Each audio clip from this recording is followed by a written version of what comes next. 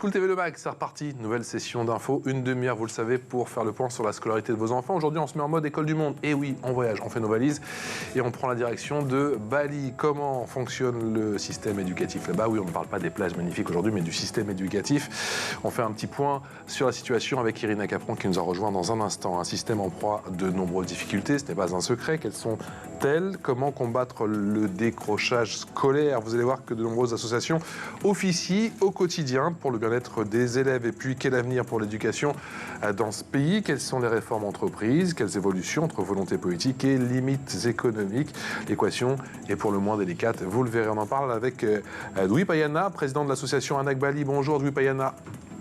Merci d'être avec nous. À vos côtés, on voit Maya, bonjour, qui est la coordinatrice globale de l'association Anak Bali. Merci à tous les deux d'être avec nous. On a beaucoup de questions à vous poser.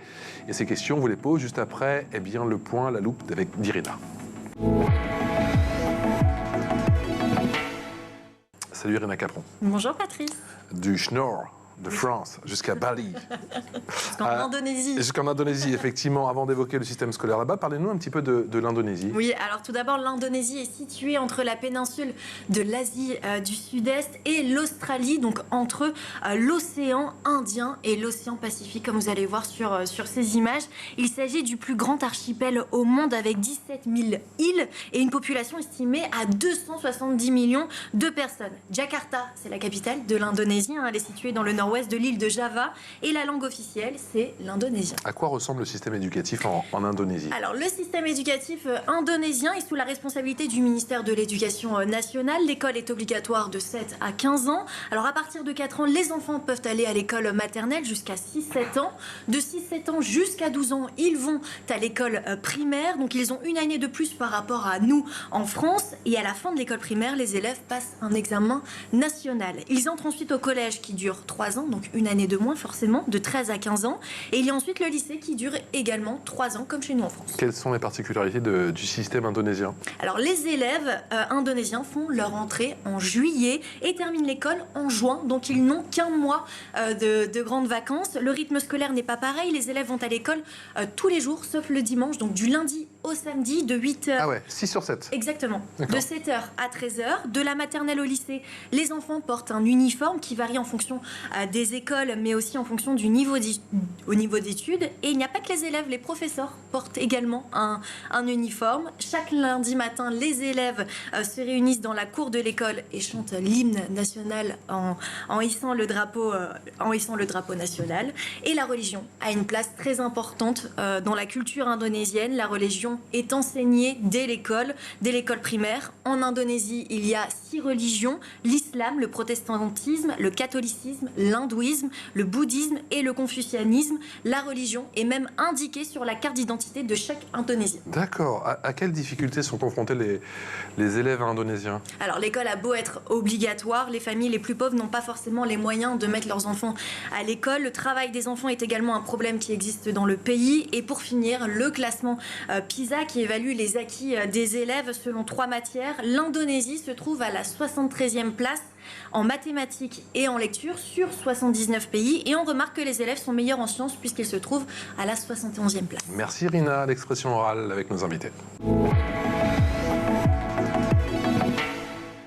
Et nos invités, je vous les représente, Dwi et Maya, qui sont présidents et coordinatrices globales de l'association Anak Bali. Merci encore d'être avec nous. Vu de Paris, on a l'impression, Maya, que le système indonésien manque de tout. Comment vous jugez l'évolution du système éducatif en Indonésie ces dernières années? Est-ce qu'il est en progrès? Bon, pour moi, le système éducatif maintenant, je trouve c'est mieux par rapport au système. Parce que nous savons maintenant, après le changement de ministre de l'Éducation, maintenant, il a lancé un système de Merdeka Belajar. Ça veut dire, Merdeka, ça veut dire libre. Et Belajar, c'est étudier. Donc, maintenant, par exemple, les enfants, ils ont beaucoup un projet dans leurs écoles. Mais le problème de ce système-là, comme c'est tout récent depuis l'an dernier, le système de Merdeka Belajar, que je trouve que c'est très, très bien. Mais le problème, c'est qu'avec les instituteurs ou les profs qui ne sont pas encore nombreux dans certains endroits, dans certaines écoles de Bali ou partout en Indonésie. Formé. Maya, Ouais. Ils ne sont pas vraiment très formés par le gouvernement. on va revenir justement sur la question de la formation des professeurs qui est cruciale forcément. Le Covid a impacté très fortement le système éducatif français. Maya, qu'en est-il en Indonésie? Est-ce que ça a causé du retard dans les apprentissages des élèves et est-ce que vous avez le sentiment que le retard a été rattrapé aujourd'hui, 2 voire 3 ans après? Pour nous, de ce qu'on a pu observer des enfants que nous parrainons, donc qui sont du coup du primaire jusqu'à l'université, il y a eu un gros décalage de faits. Et il y a eu, je pense, le même problème que nous en France, c'est-à-dire que pour éviter l'engouement, ben, ils ont fait passer les enfants, sauf que les enfants n'avaient pas forcément les qualifications. Donc au bout d'un moment, je pense que ça va bloquer. Aujourd'hui, on n'a pas encore assez de visibilité, il ne s'est pas encore assez passé de temps. Mais de ce qu'on peut observer, ça a été plus difficile pour les enfants parce que, en plus de Covid, il a fallu faire de l'enseignement à distance. Et nous, en l'occurrence, les enfants que nous soutenons sont issus de familles pauvres. Et donc, il n'y a pas toujours Internet à la maison, il n'y a pas de smartphone à la maison. Donc, c'est vrai que pour eux, ça a été beaucoup plus compliqué de pouvoir faire leurs devoirs. Donc, nous, on les a aidés. Mais c'est vrai qu'il y a d'autres enfants dans le village où c'était plus compliqué. Donc, là aussi, du retard s'est accumulé, quoi. Et pour nous, non, on n'en est pas encore sorti. Qu'est-ce que le parrainage apporte aux enfants aidés par votre association Anak Bali? Écoutez justement ce court extrait. Saya sangat senang mendapatkan orang tua asuh saya karena saya bisa merasakan bagaimana mendapat keluarga baru dan bagaimana merasakan keluarga yang jauh. Jadi di sana saya bisa merasakan bagaimana mempunyai banyak keluarga. Sekarang keluarga saya tinggal di Prancis, dia sangat jauh dari saya dan saya bisa merasakan itu. Dia sangat jauh dari saya. Saya sangat senang mendapatkan orang tua asuh dari Prancis. Dia datang beberapa kali mengunjungi saya ke Bali dan mampir ke rumah saya. Dia juga membiayai gigi saya karena gigi saya pernah patah dan saya mendapatkan gigi baru saya lagi. Saya sangat senang karena saya jauh dari bapak saya, bapak kandung saya, dan saya sangat senang karena mendapatkan kasih sayang dari orang tua saya lagi. Maya, comment se passent ces opérations de parrainage et combien d'enfants sont parrainés au sein de l'association?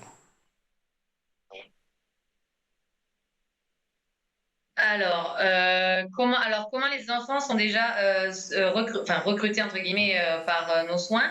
C'est-à-dire que en fait, Padoui qui est là, ainsi que nos coordinateurs, donc c'est une personne de chaque village qui connaît très bien la communauté du village, le chef coutumier, le chef administratif, se renseigne sur la situation économique des familles.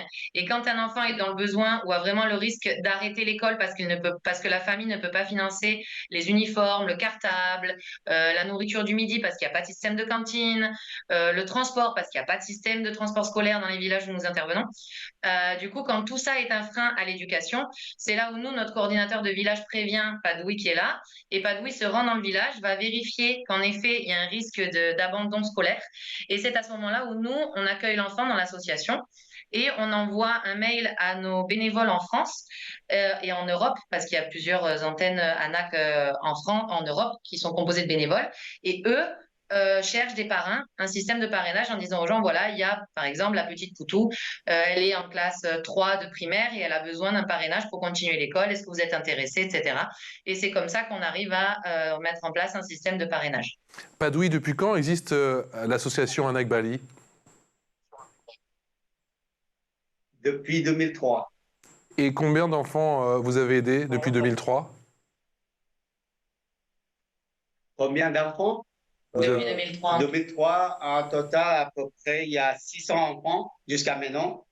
Mais on garde toujours le nombre d'enfants par an, c'est 200 enfants, maximum. Ce que ANAP peut aider. Est-ce que ANAC peut aider effectivement 200 enfants par an? Vous avez le sentiment, année après année, qu'il y a de plus en plus d'enfants que vous devez soutenir, que vous devez aider, ou que la proportion s'est réduite un petit peu?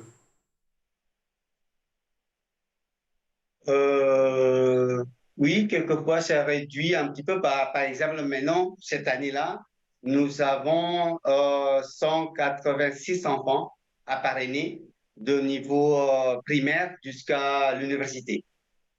Irina. Oui, Maya, j'ai entendu que l'accès à l'université nécessite le passage d'un examen très difficile et que peu d'Indonésiens y arrivaient. Est-ce vrai? Euh, Ouais. oui et non.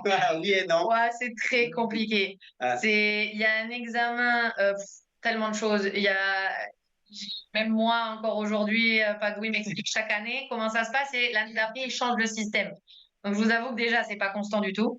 Et ensuite, c'est un examen qui est, comment dire, qui est difficile, mais c'est pour s'inscrire là où il y a le plus de barrières, en fait. Les connaissances requises pour l'examen lui-même, c'est pas si compliqué. Mais par contre, pour réussir à s'inscrire à cet examen, c'est là que c'est compliqué. Parce qu'il faut s'inscrire en ligne, il faut plein de justifications, il faut qu'il y ait une enquête de chez soi qui soit faite, ben, nous, dans le cas de nos enfants, une enquête qui soit faite chez eux pour justifier leur état de pauvreté, entre guillemets, hein, montrer que voilà, ils sont vraiment dans les boursiers. Parce qu'en fait, on s'inscrit à la bourse et à l'université, c'est un réseau entremêlé. Donc voilà, pour tout ça, c'est assez compliqué. Et moi, d'un point de vue purement français, je trouve que ça reste encore très élitiste. C'est-à-dire que nous, à ANAC, heureusement qu'il n'y a pas de oui qui conseille les enfants, qui se renseignent, qui parlent aux, comment dire, ceux des universités, quoi, ceux qui gèrent un peu les universités, les trucs d'orientation universitaire. Heureusement, parce qu'en fait, je me dis, sinon, les enfants, ils n'auraient jamais accès à ces connaissances-là. Et sans ça, c'est impossible de faire le process d'inscription. Padoui, C'est trop le parcours du combat. Padoui, quelle est la priorité des priorités concernant le système éducatif en Indonésie? Est-ce que c'est le décrochage scolaire et surtout, comment changer les mentalités? Et que dites-vous justement à ces parents de familles qui sont parfois démunies, qui n'ont pas forcément grand-chose pour vivre, pour leur faire comprendre l'importance de l'éducation pour leur enfant? Bagaimana kamu buat orang tua mengerti kepentingan pendidikannya anak? Normalement, nous, moi, ANAC fait une rencontre, une réunion avec les parents des enfants parrainés, euh, une, deux fois par an. Et à chaque fois, le début, c'était difficile. Ils pensent toujours que leurs enfants, après le collège, ils vont travailler. Mais non, petit à petit, ils laissent leurs enfants pour aller jusqu'à lycée, par exemple, jusqu'au lycée. Et ils comprennent maintenant que l'éducation est très importante pour le futur de leurs enfants. Mais ça prend du temps. Mais maintenant, au village où Anna intervient, la majorité des villageois, des parents des enfants, ils comprennent bien l'importance de l'éducation. Maya, En fait, on est-ce bénéficie que les du mentalités succès sont en des train de changer? générations qui ont réussi. Est-ce que les mentalités sont en train de changer doucement, mais sûrement? Est-ce que les mentalités sont en train de changer en Indonésie sur l'importance de l'éducation? L'Indonésie, en général, est-ce que les mentalités changent sur l'éducation? Oui, je trouve que ça change un peu parce que le gouvernement donne des aides à partir du primaire jusqu'à l'université. Il y a des bourses spécialement pour les enfants de la famille pauvre. Et par exemple, la majorité de nos enfants qui vont à l'université, ils ont tous de l'aide de gouvernement. Et Anna qui finance derrière ça pour le logement, pour la nourriture, pour le transport, etc. Mais pour les frais d'universitaire, c'est le gouvernement qui paye. On a vu dans votre vidéo effectivement des parrainés, deux jeunes parrainés. Il y avait un garçon et une jeune fille. Le décrochage scolaire, il concerne Maya, surtout, avant tout, les filles en Indonésie?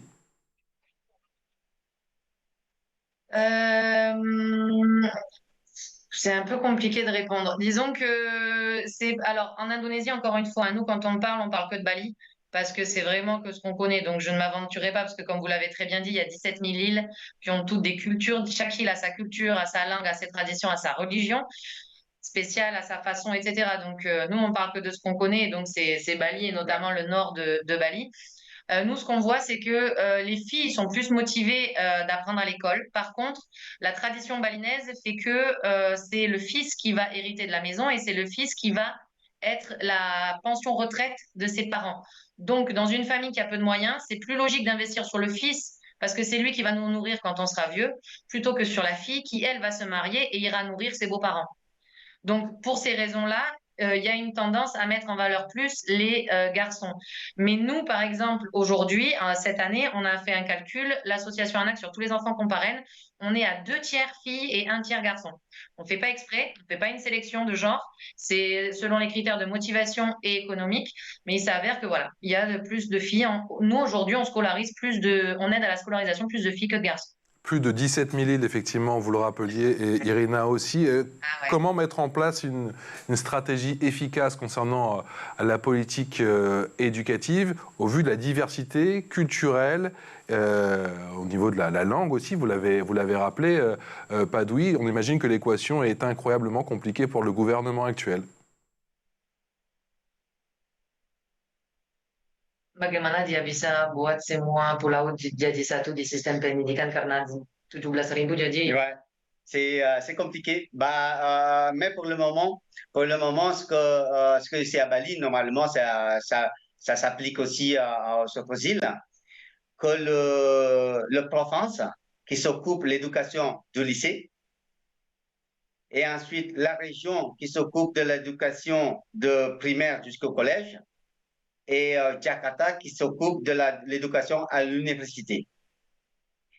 Et donc, maintenant, ça dépend de région, ça dépend de province.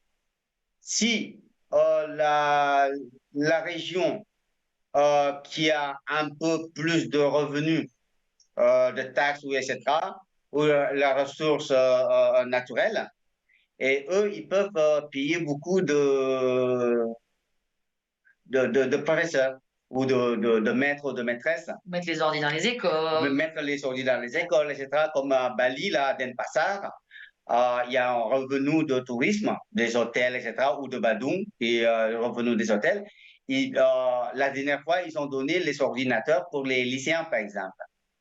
Racontez-nous, qu'est-ce qu'on apprend en cours? C'est quoi les matières, effectivement, quand on commence l'école et qu'on progresse dans sa scolarité Maya à Bali, parce que je sais que vous êtes sur Bali, c'est quoi les séances des cours? Quelle est la philosophie? Est-ce qu'il y a beaucoup de par cœur ou est-ce qu'on essaie de développer l'esprit critique des jeunes élèves? Là, Français, hein, on ne développe pas assez l'esprit critique. C'est des enfants, ouais, les cours d'anglais, c'est Apple, A-P-P-L-I, Apple. Il n'y a pas du tout de réflexion derrière. Les enfants ne s'approprient pas la matière. Mais on en rediscutait avec Padoui. Et pour nous, c'est un peu frustrant parce que par le biais de l'association, on leur donne des cours extrascolaires, etc. Donc, on fait un enseignement à pédagogie où on met l'enfant au centre, où il peut s'exprimer et il peut apprendre à sa manière. Et on se rend compte, en fait, des évolutions. Mais on voit aussi que 7 heures par jour à l'école, c'est pas comme ça, en fait, qu'ils sont éduqués. C'est surtout fais pas de vagues, répète bien ce qu'on te dit, et puis tu passeras et ça ira très bien. N'amène pas d'idées trop nouvelles, quoi, hein. Tu vas perturber le système. Donc c'est vrai que ça, c'est ce qui nous intéresse. Ouais, nous intéresse à travailler là-dessus aussi, parce que c'est vrai qu'on voit le potentiel des gamins et des jeunes et on se dit, il y a tellement à faire pour leur donner voilà, confiance en eux et les faire avancer et qu'ils arrivent, eux, en montant, à monter Bali avec, parce que c'est un peu ce qu'on aimerait aussi. Irina, sur l'extrascolaire? Oui, justement, on l'a vu, les enfants courent justement donc de 7 à 13 heures. Quelle est l'importance de l'extrascolaire, surtout dans votre association? Vas-y. Ouais, les extrascolaires, là, dans les centres d'ANAC, là, il y a des profs qui viennent pour les cours, pour donner des cours extrascolaires dans notre centre. Dans nos centres, il y a Ahmed, il y a à Singaraja, il y en a plusieurs, il y en a 5. Et donc, ils donnent d'abord, c'est la culture balinaise, par exemple la danse balinaise, l'écriture balinée, et ensuite il y a l'anglais. Il y a, nous avons aussi à chaque fois dans les centres comme ça, nous avons, comment ça s'appelle, la bibliothèque, une petite bibliothèque Les computers. et l'ordinateur. Et donc, les enfants peuvent venir, nos enfants, ça veut dire nos enfants parrainés. Il y a une bibliothèque ambulante aussi, si vous voulez. Et ensuite, les enfants, ils viennent. Ce n'est pas que pour nos enfants parrainés, mais aussi les enfants du village. Et donc, pour développer un peu la façon, pour développer un peu l'envie d'apprendre la danse ou lire ou l'anglais ou l'ordinateur. Avec, j'ai quand même le sentiment, Maya, cette transmission concernant les racines balinaises, parce que vous nous parlez de couture, de danse, de chant, d'écriture aussi. Vous voyez le potentiel naître chez tous ces enfants? Ouais. Moi, c'est ce que j'apprécie le plus à Bali, c'est le fait qu'ils puissent à la fois se projeter dans l'avenir. Et quand on discute avec les ados, ben, ça parle Instagram, ça parle, voilà, tous ces métiers d'aujourd'hui, digital nomade et tout. Et en même temps, ils sont vraiment ancrés dans leur tradition. Ils sont capables de, voilà, de lire leur langue sanscrite, les danses aussi, c'est hyper important. Et je trouve que le gouvernement, enfin la province de Bali en tout cas, a mis en place tous les jeudis, les enfants sont obligés de venir à l'école en habit traditionnel, en habit coutumier. Et du coup, ben, c'est une façon aussi de ne pas perdre leurs racines. Et je trouve que c'est assez important, surtout pour Bali, qui est vraiment une île avec cet hindouisme mélangé à la coutume vraiment purement balinaise. Ça permet vraiment aux gamins de garder leurs racines et de ne pas oublier, en fait, de garder le lien aussi avec les générations d'avant. Parce que même si nous, on les pousse voilà, à avoir des métiers plus stables que leurs parents, et des fois, ben, ça les oblige aussi un peu à quitter les campagnes, mais qui, pas pour autant, ils doivent rejeter la campagne, en fait. Il faut qu'ils reviennent à la famille. C'est important à Bali, c'est très, très, très important de faire partie de son village et d'être présent. Le métier de professeur est en crise en France. Je ne vous apprends peut-être rien. En France, c'est très compliqué sur le statut, sur le salaire. Qu'en est-il des professeurs à Bali? Sont-ils assez nombreux? Sont-ils assez formés? Sont-ils assez reconnus? Sur le salaire? Les gurus di Indonesia bagaimana tentang dihargai sama pemerintah atau sama penduduk atau itu mah? Oui, les gens respectent beaucoup les profs au village. Le gouvernement aussi, maintenant, depuis quelque temps, là, il recrute beaucoup de professeurs dans les villages. Par exemple, un de nos filleuls était filleul Anak, qui est prof dans son village maintenant. Qui est toujours, qui rêvait toujours d'être prof depuis petit. Maintenant, il est prof dans une école primaire. Et donc, il a recruté dernièrement, là, il y a l'année dernière, je crois, pour être un titulaire. Après, il y a vraiment deux vitesses aussi, parce que comme disait Padoui, comme le financement de l'éducation est géré à l'échelle des provinces, etc., les jeunes profs, on voit les jeunes profs, ils sont plus intéressés d'aller travailler dans le sud, là où les salaires sont plus élevés, que de s'enterrer dans le nord où du coup les salaires sont moins élevés, où il faut faire plus de motos, où c'est plus galère parce que il y a beaucoup plus d'enfants dans une classe. Donc c'est vrai que nous on voit dans les villages où on agit, les écoles c'est pas facile d'avoir des profs entre guillemets de qualité quoi, c'est-à-dire vraiment qui ont l'envie de prendre l'enfant qui est un peu dans son coin et justement de le tirer, de lui dire bon allez toi je vais passer plus de temps avec toi. Ça, c'est un peu difficile à avoir dans les villages où on intervient, honnêtement. Est-ce qu'il y a un débat, Maya, sur les rythmes scolaires? Irina en parlait, elle a dit que c'était 6 jours sur 7, effectivement, je crois, de 7h à 13h. J'ai vu qu'il y a une province qui a tenté de mettre des cours dès 5h30 du matin et que j'ai l'impression que ça fait un petit peu débat là-bas sur le rythme et peut-être sur la santé des enfants. Il y a un sujet sur les rythmes scolaires. Ça va peut-être évoluer en Indonésie?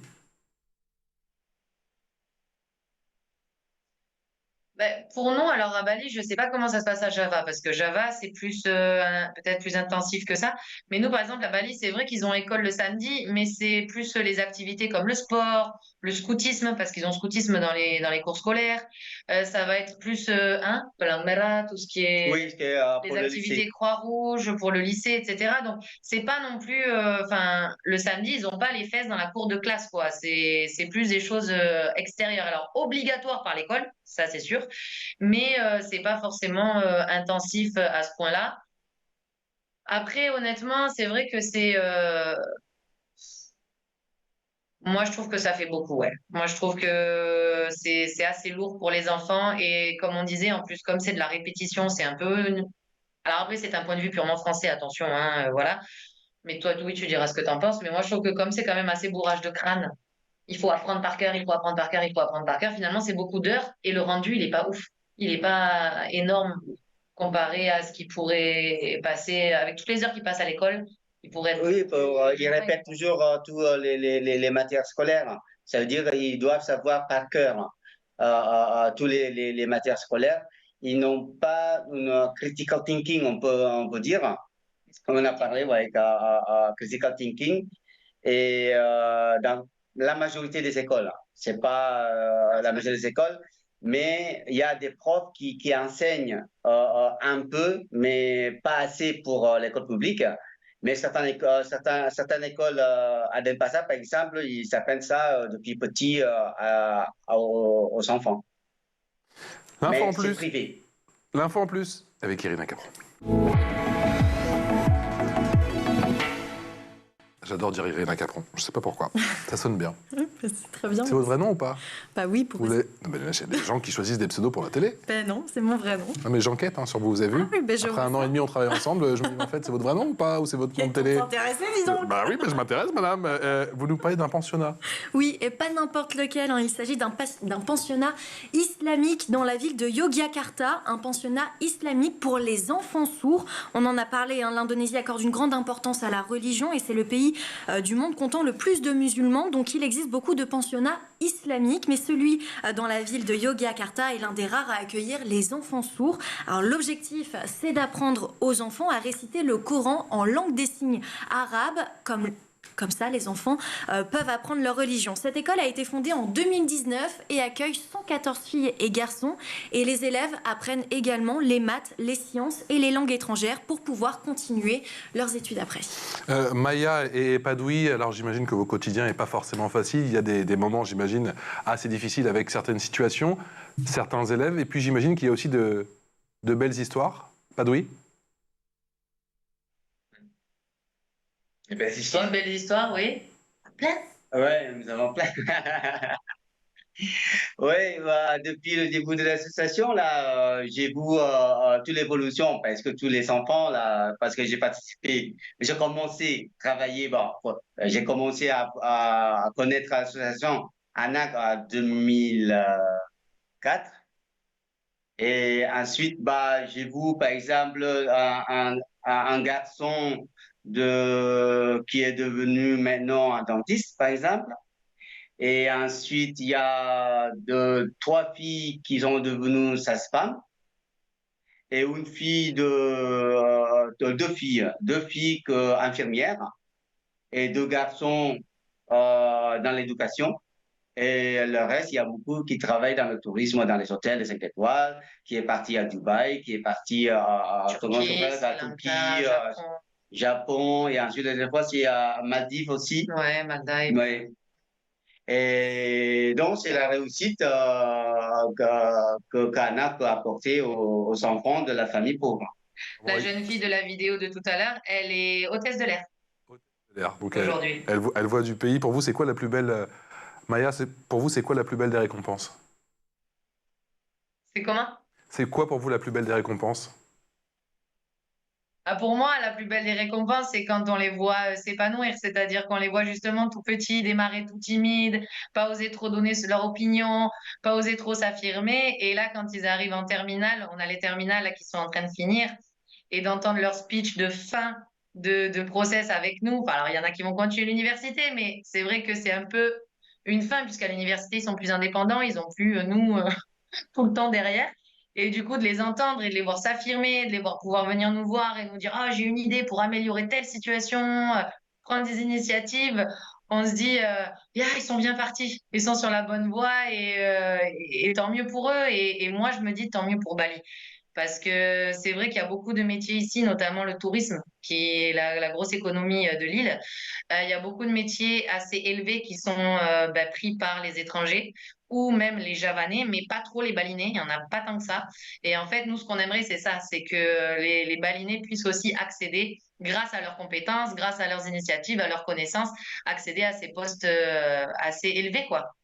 Que ce Merci soit pour... dans le tourisme ou ailleurs. Merci pour vos témoignages, merci pour vos sourires, merci pour vos actions, surtout à Bali. Merci de nous avoir accordé cette demi-heure. On sait que votre temps est ô combien précieux. Comment on dit merci en balinais? Suksema. Suksema en balinais, mais en ando, terima kasih. Terima kasih. Eh ben, merci à tous les deux en tout cas. Merci d'avoir été avec nous. On fera un point d'étape dans quelques mois pour voir effectivement vos différentes actions. Si on veut aider Anak Bali, on fait comment? On peut aller sur le site internet www.anakbali.org ou alors sur notre aussi Instagram qui est très actif, qui est Anak-Bali-association. N'hésitez pas à aller voir les photos et les derniers événements et tout ce qu'on fait avec les petits et les grands. Il ne manquera pas, vous avez été parfaits tous les deux. Merci encore d'avoir été avec nous pendant cette demi-heure dans le MAG sur School TV. Merci infiniment à toi aussi, ma chère Irina. Capron. Merci à vous. C'est pour de vrai, là. Oui. Je vais mener l'enquête. On se retrouve demain. Je vous dirai le vrai nom.